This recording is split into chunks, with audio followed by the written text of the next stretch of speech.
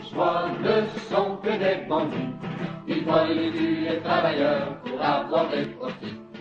Mais unis comme dans une grande armée, nous écrasons la bourgeoisie, elle peut nous arrêter. Nous écrasons la bourgeoisie. Bonjour à tous.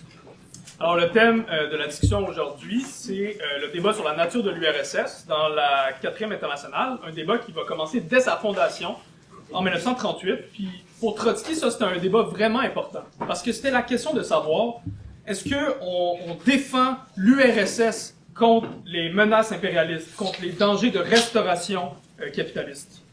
Et Trotsky constate que la révolution d'octobre, elle a été trahie par la bureaucratie stalinienne.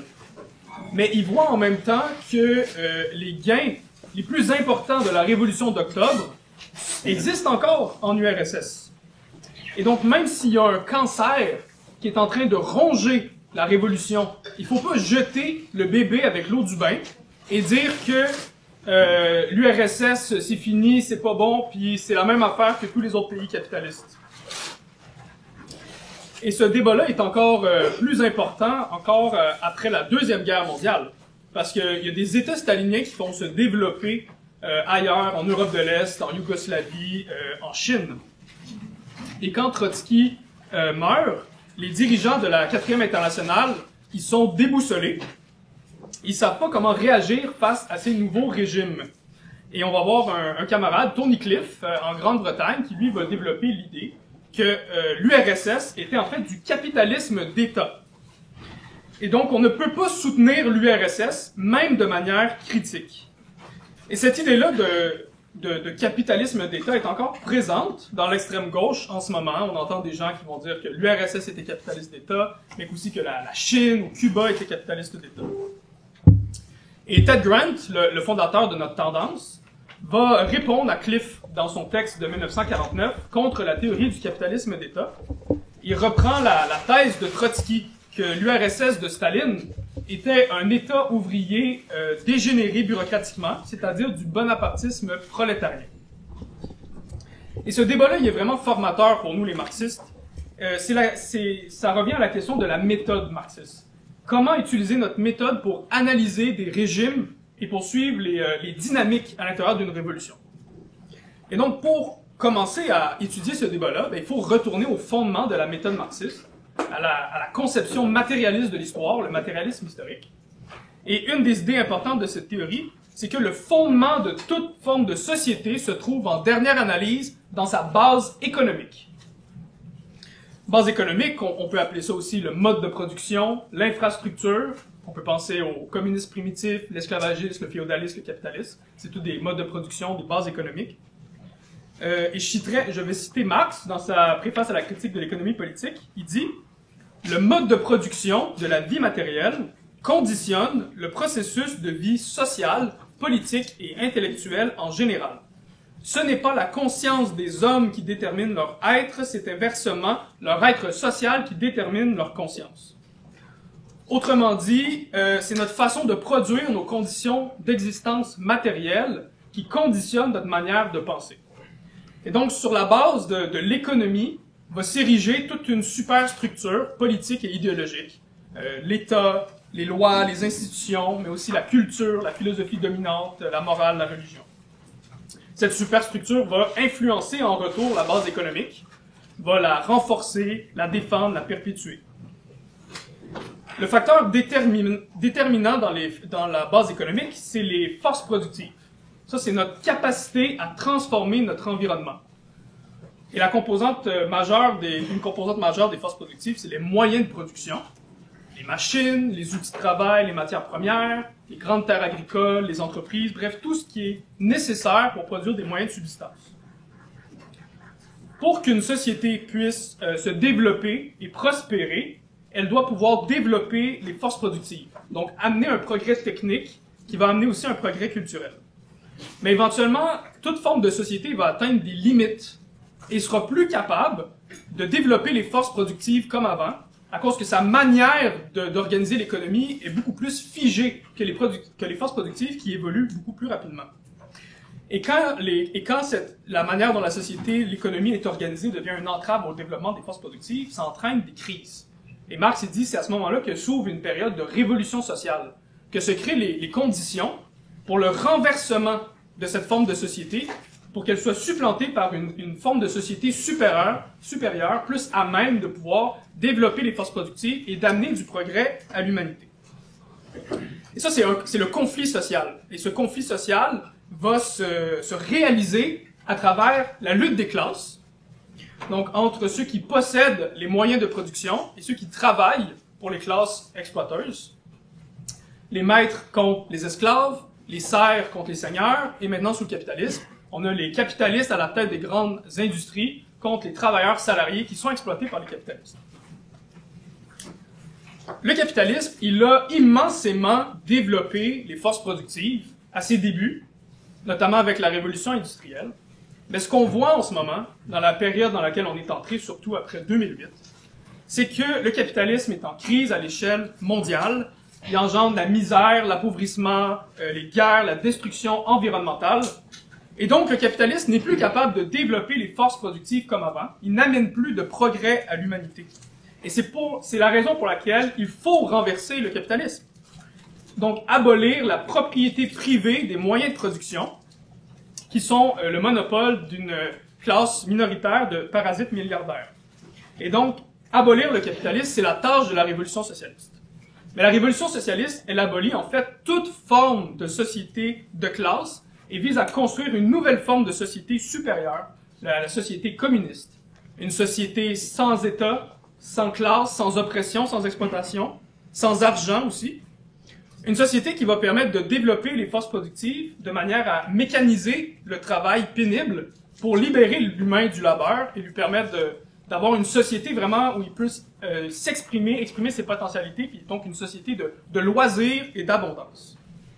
La première étape de cette révolution socialiste, c'est la prise du pouvoir politique par la classe ouvrière.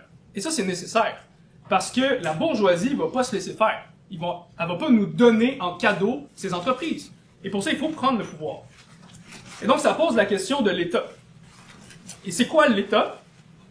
Dans son essence, c'est un corps spécial d'hommes armés à la défense de la propriété privée de la classe dirigeante.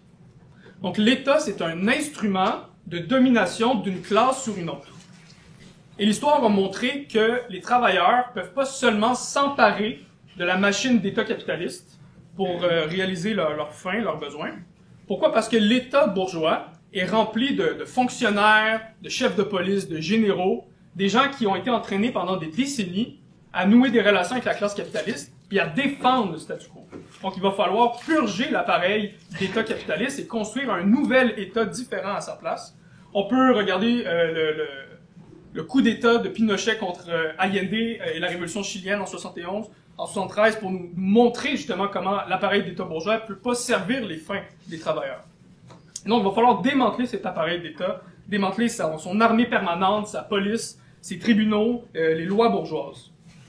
Et là-dessus, on est d'accord avec les anarchistes, il faut abolir l'État bourgeois. On est d'accord aussi avec les anarchistes qu'il faut construire une société sans État. Mais là où on diverge des anarchistes, c'est que eux, ils nous disent qu'on peut se débarrasser de toute forme d'État en général du jour au lendemain. La réalité, c'est que si on n'a pas une machine pour exproprier les capitalistes vont se reconstruire un État pour attaquer la révolution. Et donc, les travailleurs doivent se doter d'un État, se doter d'un instrument de classe pour défendre la révolution et exproprier les capitalistes. Donc, un instrument de domination d'une classe sur une autre. C'est une forme d'État, effectivement. C'est ce que les communards à Paris en 1871 ont compris. C'est ce que les travailleurs ont compris en Russie en 1917. Dans l'État et la Révolution, Lénine, il va nommer cet État-là l'État ouvrier ou l'État commune. Et il nous dit, en fait, c'est pas vraiment un État au sens plein du terme. C'est en fait un demi-État. Pourquoi? Parce que, en ce moment, dans l'État bourgeois, l'État défend la minorité exploiteuse et donc a besoin d'utiliser beaucoup de violence pour réprimer la majorité exploitée. Mais l'État ouvrier, c'est l'État de la majorité et il n'y a pas besoin de beaucoup de violence. Et c'est pourquoi l'État ouvrier est un État qui est déjà en voie de dépérissement. L'État ouvrier, c'est synonyme de démocratie ouvrière. Donc, c'est le pouvoir, il part d'en bas. C'est les travailleurs eux-mêmes qui organisent leur milieu de travail, puis qui envoient des délégués dans des conseils ouvriers à différentes échelles, municipales, régionales, nationales, puis internationales. Conseils ouvriers qui permettent de planifier la production démocratiquement. En Russie, c'était les soviets qui étaient ces conseils ouvriers. Et dans l'État ouvrier, tous les représentants du peuple, les fonctionnaires, les gestionnaires de milieux de travail, d'entreprise, sont élus, révocables à tout moment, redevables devant les travailleurs, pas payés plus que le salaire d'un travailleur qualifié moyen. Il n'y a pas non plus dans l'État ouvrier d'armée permanente séparée du peuple, une force spéciale d'hommes armés capable de réprimer le peuple. Donc dans l'État ouvrier, c'est le peuple lui-même qui porte les armes, c'est le peuple en armes, donc il y a des milices qui défendent la révolution. Et aussi, on va entraîner les travailleurs à apprendre les tâches de gestion, de planification, d'administration, pour qu'il y ait une rotation des tâches de planification. Comme Lénine le disait, si tout le monde est un bureaucrate, personne n'est un bureaucrate. Et cet État ouvrier, il va être nécessaire pendant la transition du capitalisme au socialisme. Et cette période de transition, c'est pas encore le socialisme ou le communisme, parce qu'il y a encore des classes. Cependant, la classe ouvrière est devenue la nouvelle classe dirigeante. Dans la période de transition, la classe ouvrière s'empare des moyens de production, abolit le capitalisme, commence à construire les germes du socialisme à travers une économie nationalisée et planifiée démocratiquement. Et c'est ça qu'on a vu dans les premières années en URSS, après la Révolution de 1917. C'est seulement quand le capitalisme va être aboli à l'échelle mondiale, quand il n'y aura plus de menaces de restauration capitaliste, que là, l'État pourra disparaître. La contrainte de l'État va être remplacée par l'administration des choses, par les humains. Et à ce moment-là, la classe ouvrière va s'être auto-abolie en tant que classe. Et ça va entraîner la création d'une société sans classe, le communisme ou le socialisme. Donc ça, c'est le projet que nous, les communistes, on veut mettre en place. Maintenant, on va regarder comment les choses se sont passées en URSS. Donc, en octobre 1917, les travailleurs et les paysans, ils prennent le pouvoir, ils renversent le pouvoir de la classe exploiteuse. Le gouvernement provisoire capitaliste, il est renversé par une insurrection relativement pacifique. Le Congrès des soviets, donc avec des représentants des conseils des différentes villes, des milieux de travail, ce Congrès des soviets prend le pouvoir et instaure un gouvernement révolutionnaire. Et les bolcheviks sont élus à la majorité dans les différents conseils. Les masses sont impliquées directement dans la politique.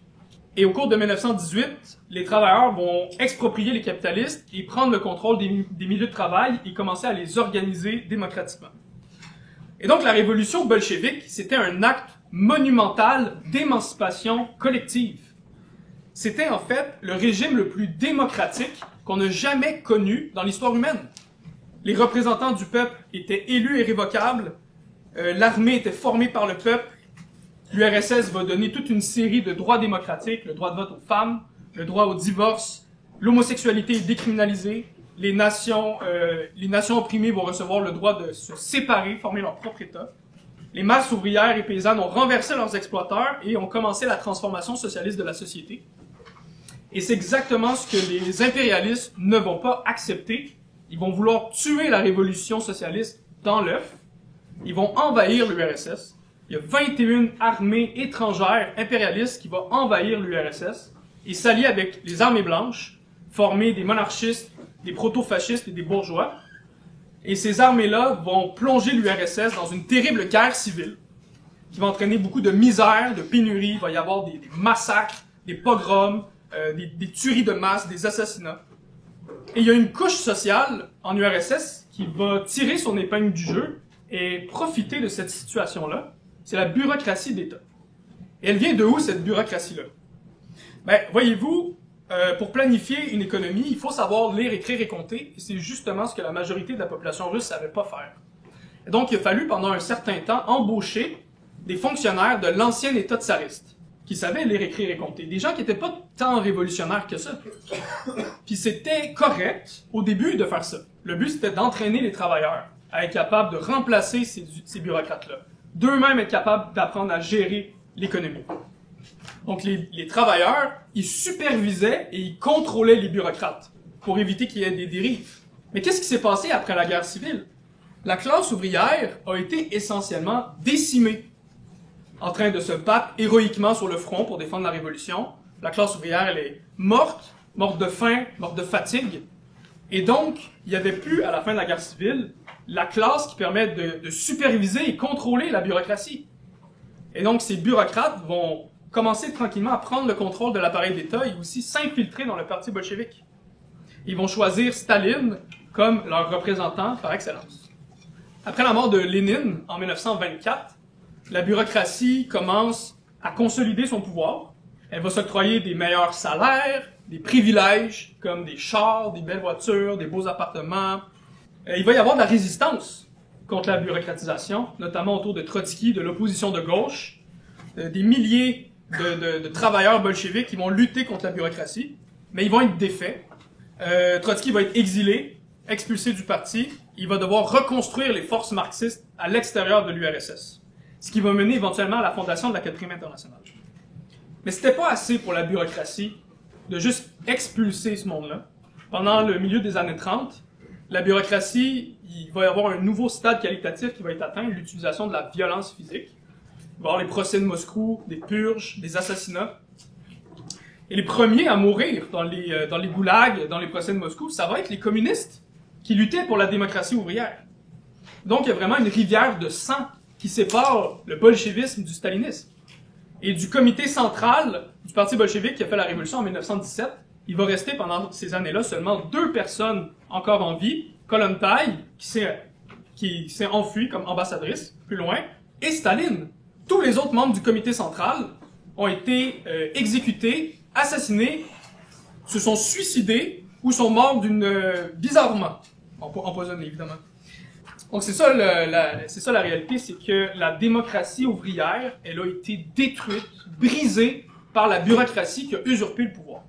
Donc là, il faut se demander comment c'est arrivé. C'est quoi les causes de la dégénérescence de la révolution? Et la cause se trouve ultimement dans le développement des forces productives, comme j'ai parlé plus tôt. Donc le socialisme se fonde sur les forces productives développées par le capitalisme et les amène plus loin. Mais l'URSS, avant la Révolution, avait un développement des forces productives très faible. C'est un pays extrêmement arriéré économiquement. La majorité de la population, c'était des paysans qui vivaient dans des conditions littéralement médiévales. Et avec l'invasion des pays étrangers, avec la guerre civile, les forces productives qui restaient vont être essentiellement détruites. Donc après la guerre civile, la production a chuté de 80%. Donc pour les bolcheviks, c'était clair que les conditions pour le socialisme n'existaient pas en Russie seulement. Mais les conditions pour le socialisme existaient à l'échelle internationale. Le but, c'était d'être l'étincelle d'une révolution mondiale, et quand les pays de l'Ouest feraient leur révolution socialiste, ils pourraient donner à l'URSS des techniciens, plus de forces productives, de la machinerie, des matières premières, et là, l'URSS pourrait atteindre le socialisme à travers cette révolution mondiale. Et malheureusement, la vague révolutionnaire qui va déferler sur l'Europe va être trahie par les dirigeants sociaux-démocrates de la Deuxième Internationale, donc qui contrôlent les partis ouvriers. Puis il va y avoir l'échec de la révolution allemande de 1923, et donc l'URSS se retrouve isolée, dans des conditions d'arriération économique extrême. Et c'est là que se trouvent les conditions de la dégénérescence de la révolution. Donc ce qui pouvait se développer en URSS à partir de ce moment-là, c'était pas le socialisme, pas sans la révolution mondiale, mais c'était la misère socialisée, qui est pas le socialisme. Et Trotsky utilise l'analogie d'une boulangerie. Imaginez qu'il y a une pénurie, que la boulangerie elle fournit pas pour donner du pain à tout le monde. Il va y avoir une queue, une file de personnes devant la boulangerie. Quand ta file est trop longue, ça devient chaotique, ça devient dangereux. Il faut mettre des policiers pour checker la file. Puis il faut que tu nourrisses tes policiers, puis ils vont des fois s'en prendre un peu plus pour eux. Donc elle est là, en fait, dans la source, la base matérielle de l'émergence de la bureaucratie. C'est dans le manque, la pénurie et le faible niveau des forces productives. Ce qui nous amène au débat dans la 4e internationale sur la nature de l'URSS. Donc dans son livre de 1948, Thornycliffe, son livre sur la nature de la Russie staliniste, Tony Cliff nous dit, je le cite, « Si l'État est le dépositaire des moyens de production et que les travailleurs ne le contrôlent pas, alors les travailleurs ne possèdent pas les moyens de production, c'est-à-dire qu'ils ne sont pas la classe dirigeante. » Donc, selon lui, en 1928, c'est à ce moment-là que la bureaucratie devient une nouvelle classe dominante. Son idée, c'est qu'avec les premiers plans quinquennaux, la bureaucratie a réintroduit le capitalisme à l'intérieur de l'URSS, et la bureaucratie est devenue une nouvelle classe dominante capitaliste qui possède collectivement les moyens de production et exploite collectivement les travailleurs. Et selon lui, selon Cliff, c'est un nouveau mode de production qu'il appelle le capitalisme d'État. Et ça représente l'abolition de l'État ouvrier et la fin de la transition vers le socialisme.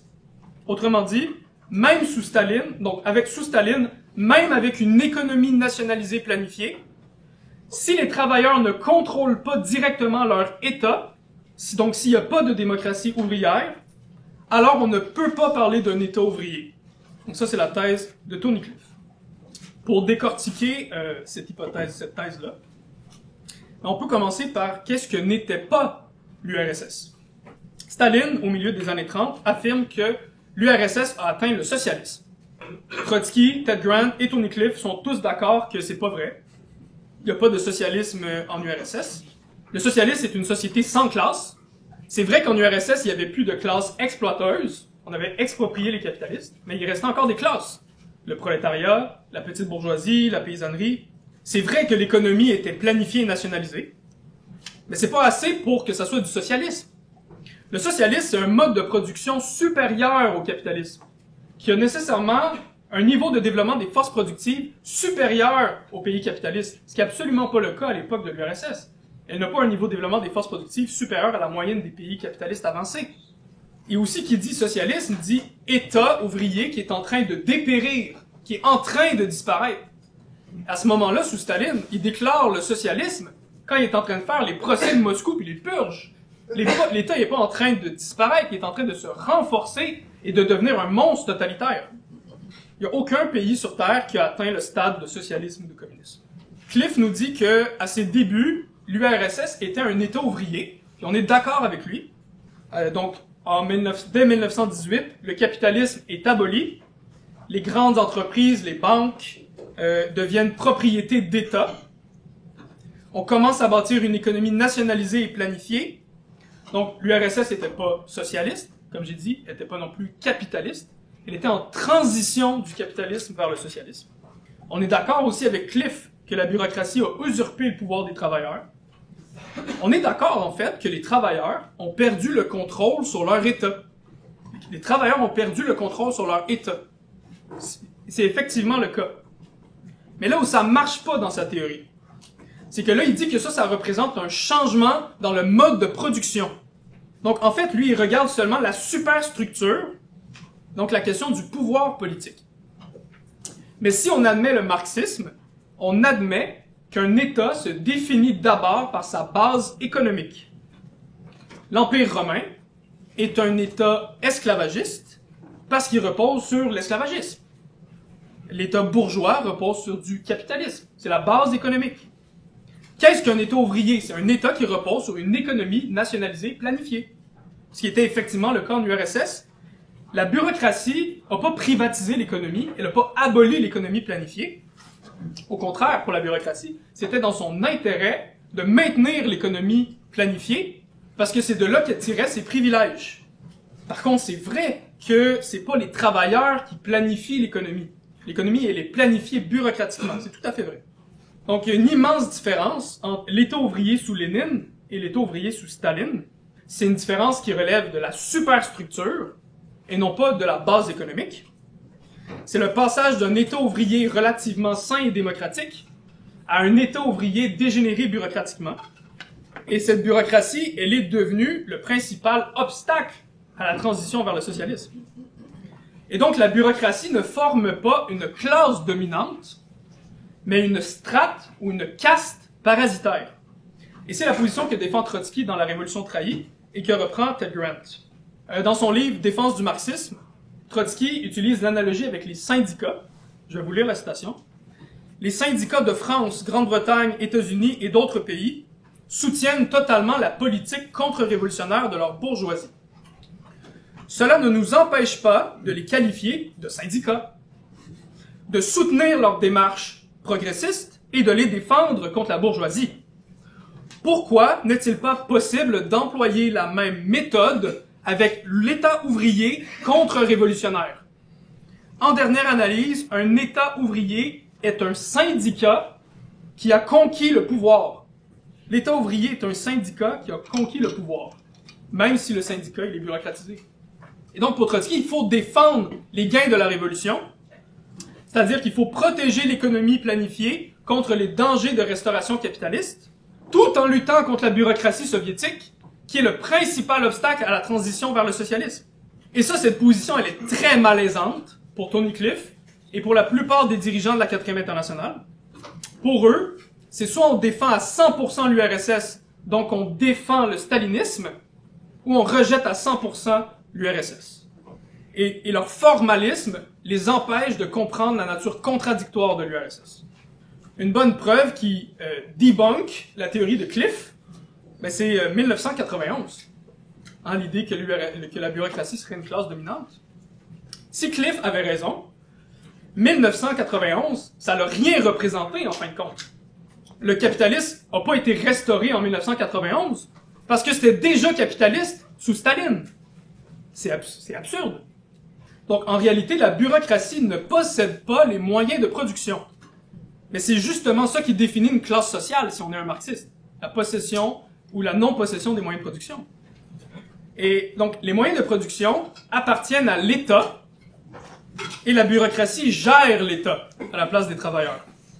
La bureaucratie forme une excroissance ou une croûte bureaucratique, un champignon qui pousse sur l'État ouvrier. Les bureaucrates ne font pas de profit sur le dos de la classe ouvrière comme le feraient les capitalistes. Les bureaucrates ne peuvent pas léguer la propriété des entreprises, ils n'ont pas la propriété des entreprises, ils ne peuvent pas donc la léguer à leurs enfants. Et aussi, les bureaucrates peuvent être démis de leurs fonctions par d'autres bureaucrates. Donc, c'est pas des capitalistes. Mais c'est justement parce que les bureaucrates sont pas encore une classe dominante qu'ils vont chercher à le devenir et à entamer la transition vers le capitalisme. Donc, Trotsky avait déjà cette perspective-là avant de mourir, que s'il n'y avait pas de révolution politique par les travailleurs en Russie pour renverser la bureaucratie, alors cette bureaucratie chercherait à rétablir le capitalisme, et c'est ça la signification de 1991. Donc, l'URSS va immensément développer les forces productives dans les années qui vont suivre après Staline, en dépit de la bureaucratie, et grâce à l'économie planifiée. Mais à partir des années 80, l'économie planifiée bureaucratiquement est plus capable de concurrencer l'Ouest, notamment sur la question de la technologie de pointe. Gérer un immense pays comme ça avec quelques bureaucrates à Moscou, ça marche pas. Ça entraîne de la mauvaise gestion, ça comprend pas c'est quoi les besoins sur le terrain, ça entraîne de la corruption, les gens ils montent sur des quotas.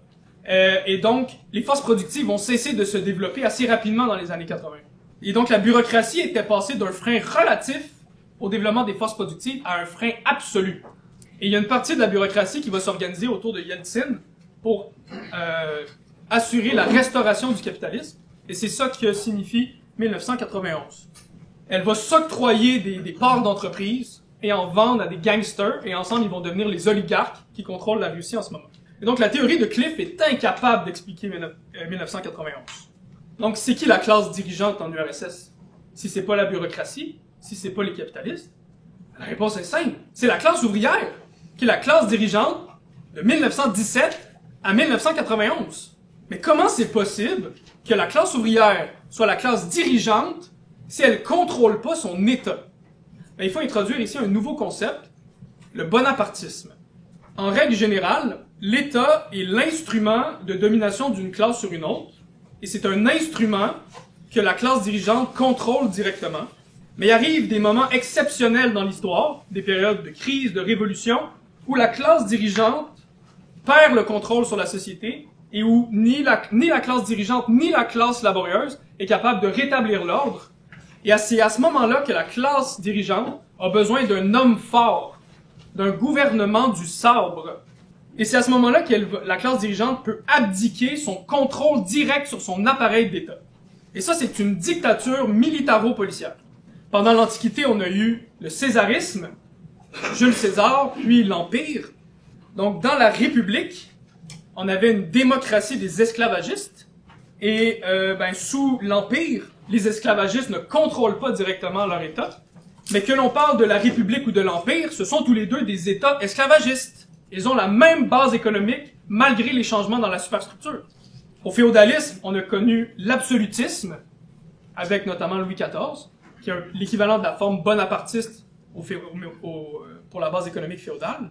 Et évidemment, sous le capitalisme, on a l'exemple classique de Napoléon Bonaparte, que Marx va développer. C'est là qu'il développe le concept de bonapartisme. Mais on a connu toutes sortes de bonapartisme depuis.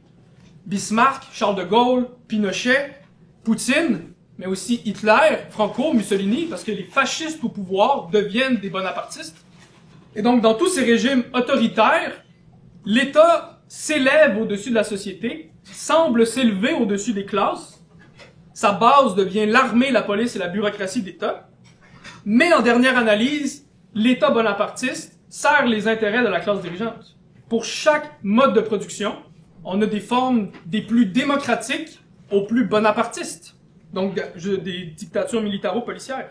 Je vais citer Ted Grant ici. Comparer le régime de l'Allemagne nazie à celui de la social-démocratie britannique. Leur superstructure est si fondamentalement différente que de nombreux théoriciens de l'école non marxiste ou ex-marxiste ont trouvé une nouvelle structure de classe ou un nouveau système de société. Pourquoi disons-nous qu'ils représentent la même classe et le même régime? Malgré la différence de superstructure, la base économique de ces sociétés est restée la même. Autrement dit, ce sont tous des États bourgeois parce qu'ils reposent sur une économie capitaliste, c'est-à-dire le marché et la propriété privée. Mais il y a quelque chose de similaire avec les États ouvriers. On peut avoir un État ouvrier super démocratique et on peut aussi avoir un État ouvrier très autocratique, déformé bureaucratiquement, comme sous Staline, Mao et Castro. Et c'est ça que Trotsky appelle le bonapartisme prolétarien. Et Ted Grant va développer cette idée de bonapartisme prolétarien. Et donc, qu'on a affaire à un État ouvrier bonapartiste ou un État ouvrier démocratique, ça reste un État ouvrier parce que la classe ouvrière est au pouvoir et ça repose sur une économie planifiée nationalisée. Si on compare l'URSS de Staline avec l'Allemagne nazie et qu'on regarde uniquement la superstructure, il y a beaucoup de similarités. Répression, autoritarisme, parti unique, camp de travail, purge. Mais leurs modes de production sont très différents. Le régime nazi est basé sur le capitalisme, sur une production basée sur la propriété privée, la fusion du capital financier et de l'État. Mais les capitalistes ne contrôlent pas leur appareil d'État directement. L'appareil d'État est dans les mains des nazis. Et les nazis peuvent s'attaquer aux bourgeois, peuvent confisquer leurs propriétés, les emprisonner, les exécuter. C'est ce qui a été le cas. Mais ils défendent ultimement les intérêts de la classe capitaliste. Et la classe capitaliste demeure la classe dirigeante de l'Allemagne nazie. Les nazis ne sont pas une classe dirigeante. Aucune bureaucratie d'État ne peut être une classe dirigeante. Que ce soit la bureaucratie nazie, la bureaucratie soviétique ou la bureaucratie d'État au Canada. Ça reviendrait à dire que l'État est devenu une classe. Et si l'État est l'instrument d'une classe, alors ça voudrait dire que l'État est l'instrument de l'État. C'est absurde comme théorie. Les bureaucrates, c'est les commis de la classe dirigeante, mais ne sont pas eux-mêmes une classe. Même si on regarde à l'échelle d'une entreprise capitaliste, il y a des gestionnaires d'entreprise, des managers, ils possèdent pas l'entreprise. Ils la gèrent, ils la planifient comme des bureaucrates, mais ils possèdent pas l'entreprise. Ça, c'est les actionnaires, les capitalistes qui possèdent l'entreprise. Gestion et propriété, c'est pas la même chose. Désolé, Cliff. Dans le bonapartisme bourgeois et le bonapartisme prolétarien, la classe possédante a été expropriée politiquement, expropriée du pouvoir politique, tout en conservant la propriété des moyens de production, donc elle demeure la classe dominante. En URSS, c'est la classe ouvrière qui possédait les moyens de production et était donc au pouvoir, même si elle était expropriée du pouvoir d'État. Et donc, le fait que la classe ouvrière ne possède pas son contrôle direct sur l'appareil d'État, ça fait pas moins de cet État un État ouvrier. Et donc, la bureaucratie soviétique n'est pas la classe dirigeante, elle est seulement une caste dirigeante, c'est-à-dire la strate supérieure de la classe dominante, qui est le prolétariat. La strate supérieure de la classe dominante, qui est le prolétariat. J'aimerais maintenant enfoncer un dernier clou dans le cercueil de Tony Cliff. Ted Grant utilise l'analogie avec la Révolution française. Donc, si on compare la France et l'URSS, il y a beaucoup de liens. En France, la force motrice de la Révolution, ce sont les masses, la paysannerie, les sans-culottes, donc la petite bourgeoisie et le semi-prolétariat des villes. C'est eux, en 1789, qui commencent, qui entament la Révolution, qui renversent le roi et les seigneurs, qui propulsent au pouvoir les Jacobins, qui est l'aile gauche radicale de la petite bourgeoisie. Donc les Jacobins autour de Robespierre. Et c'est ça qui représente la phase ascendante de la Révolution. La Révolution française, c'était une révolution bourgeoise qui ne pouvait pas aller plus loin que renverser le féodalisme et instaurer le capitalisme. Mais sous Robespierre, la Révolution est allée très loin, un peu trop loin pour ce que les bourgeois voulaient. C'était un peu trop radical pour eux. Faut se rappeler, la bourgeoisie, au début de la Révolution, ils voulaient une monarchie constitutionnelle. Et ils commencent à avoir peur des masses qui sont derrière les Jacobins. Et là, les masses révolutionnaires commencent à s'épuiser, la force motrice de la Révolution s'essouffle, et on rentre dans la période descendante de la Révolution. La bourgeoisie en profite de cet instant de faiblesse, renverse les Jacobins de Robespierre, et la bourgeoisie met en place le directoire et réprime les masses révolutionnaires. Mais c'est pas assez pour rétablir l'ordre et écraser les masses. C'est là qu'il va y avoir le coup d'État de Napoléon Bonaparte. Il devient empereur, puis après lui, la monarchie est rétablie. Donc finalement, ça servait à rien, cette révolution-là. On est revenu à la monarchie. Mais non, c'est absolument pas un retour à la case départ. La base économique a été complètement transformée. Le féodalisme a été aboli, remplacé par le capitalisme. Bonaparte a complété la révolution en s'assurant qu'elle ne dépasse pas le carcan de la propriété bourgeoise. Et grâce à Napoléon, les bourgeois sont devenus la classe dirigeante, même s'ils ne contrôlaient pas l'appareil d'État qui était dans les mains de Napoléon. La réaction bourgeoise, puis bonapartiste, c'était une contre-révolution. Mais ce n'est pas une contre-révolution sociale, donc économique, parce qu'elle n'a pas rétabli le féodalisme. C'était une contre-révolution politique, au niveau de la superstructure, qui s'est réalisée sur la base de la nouvelle forme de propriété bourgeoise issue de la Révolution. Donc, avec ces concepts-là, on peut comprendre ce qui s'est passé avec la réaction stalinienne. C'était une contre-révolution politique à l'intérieur de la révolution sociale d'octobre, qui ne rétablit pas le capitalisme, mais retire seulement au prolétariat son contrôle sur son appareil d'État. La contre-révolution sociale, elle a eu lieu en 1991. Et donc, Tony Cliff a tort quand il dit qu'il faut faire une révolution sociale. Trotsky dit plutôt qu'il faut faire une révolution politique, c'est-à-dire que les travailleurs expulsent la bureaucratie et reprennent le contrôle de leur État pour qu'on puisse compléter la transition vers le socialisme. Parce que justement, les bases économiques de la révolution étaient toujours là, l'économie planifiée. Donc, il y a une conclusion importante à tirer de ce débat-là. C'est la question de la méthode marxiste ou la méthode formaliste. Le passage d'une société à une autre, c'est un processus complexe et contradictoire. Ce que Cliff fait, c'est figer un processus mouvant à travers des catégories formelles, figées et coupées au couteau. Soit l'URSS est un État ouvrier contrôlé par les travailleurs, soit c'est un État capitaliste, ou capitaliste d'État, c'est la même chose, et rien entre les deux. Donc, Cliff, il regarde d'un côté la société capitaliste, et de l'autre une société qui a aboli le capitalisme, puis il dit « It's the same picture ». C'est la même photo. Il voit pas la différence entre les deux. Les deux, c'est du capitalisme pour lui. Il voit pas la rupture qui a été accomplie. Mais en même temps, il comprend pas la continuité entre l'État ouvrier sain issu d'Octobre et l'État ouvrier dégénéré bureaucratiquement sous Staline. Et pour lui, il y a un gouffre infranchissable entre les deux, ce qui l'amène à rejeter les gains de la Révolution. Donc Cliff, il parle de préconception, de ce qu'il conçoit dans sa tête comme un État ouvrier parfait, Puis là, il essaie de l'appliquer sur la réalité, puis ça marche pas. La réalité fit pas parfaitement dans ses préconceptions. Donc, il doit nier la réalité. Il refuse de dire que le stalinisme repose sur un État ouvrier. La théorie, c'est quelque chose qui est censé nous permettre de comprendre la réalité. Pour lui, la théorie, c'est un obstacle pour comprendre la réalité. Donc, Cliff va opposer la théorie aux faits. La théorie devient, c'est ça, un obstacle pour comprendre la réalité.